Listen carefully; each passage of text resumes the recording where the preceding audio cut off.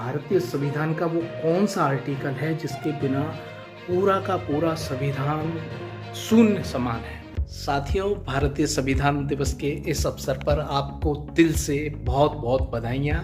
साथियों, आज भारतीय संविधान दिवस है।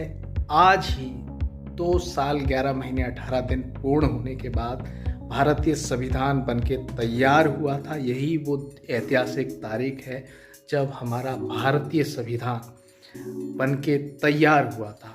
दोस्तों, 26 जनवरी 1950 को हमारा पूर्ण संविधान लागू हुआ था, ये आप जानते हैं।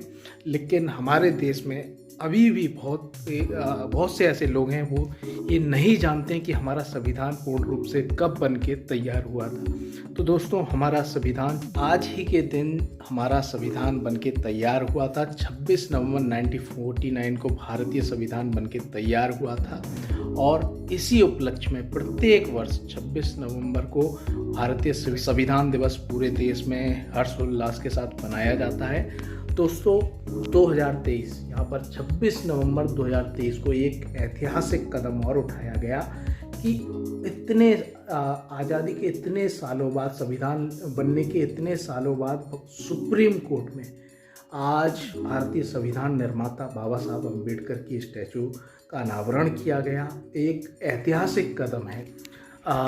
देर से ही भले सही, लेकिन ये ऐतिहासिक कदम उठा लिया गया है और बाबा साहब की बहुत ही सुंदर स्टैचू का अनावरण ये किया गया है।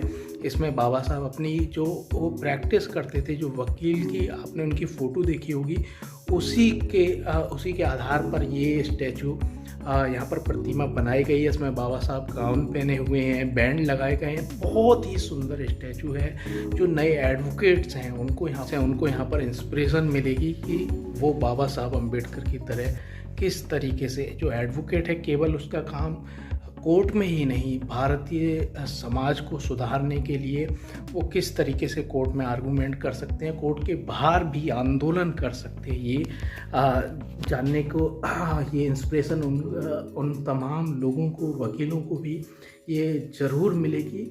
साथियों, बाबा साहब अम्बेडकर की एक महत्वपूर्ण बात मैं आपको बताता हूँ। जब बाबा साहब अम्बेडकर से पूछा गया कि भारतीय संविधान का वो कौन सा आर्टिकल है जिसके बिना पूरा का पूरा संविधान शून्य समान है, तो बाबा साहब अम्बेडकर ने कहा कि आर्टिकल 32।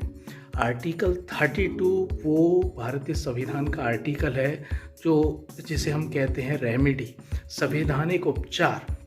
तो दोस्तों, कोई भी अधिकार बिना उपचार के नहीं होता है। यदि आपको जो बोलने की आज़ादी दी गई है, सोचने की आज़ादी दी गई है, धार्मिक स्वतंत्रता दी गई है, नास्तिक रहने की स्वतंत्रता दी गई है, यदि उसका इम्प्लीमेंट नहीं हो सकता तो इन अधिकारों का कोई मतलब नहीं है।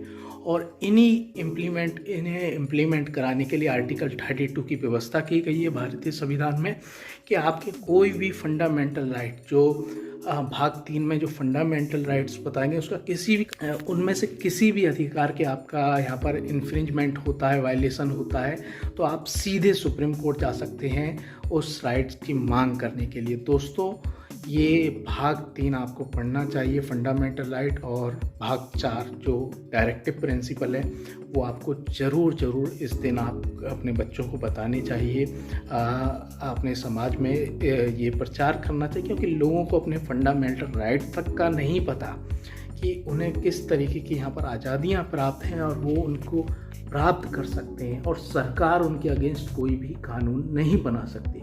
तो दोस्तों, यही हमारा संविधान है जिससे भारत की तमाम इंस्टीट्यूशन, चाहे संसद हो, चाहे चुनाव आयोग हो, ये सब संस्थाओं को यहाँ पर, चाहे एग्जीक्यूटिव हो, इन्हें शक्ति प्राप्त होती है भारतीय संविधान से ही।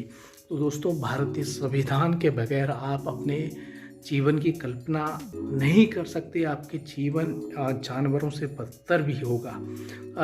तो दोस्तों, ये वीडियो कैसा लगा कमेंट करें, और आपको एक बार फिर से दिल से भारतीय संविधान दिवस की बहुत बहुत बधाई हो।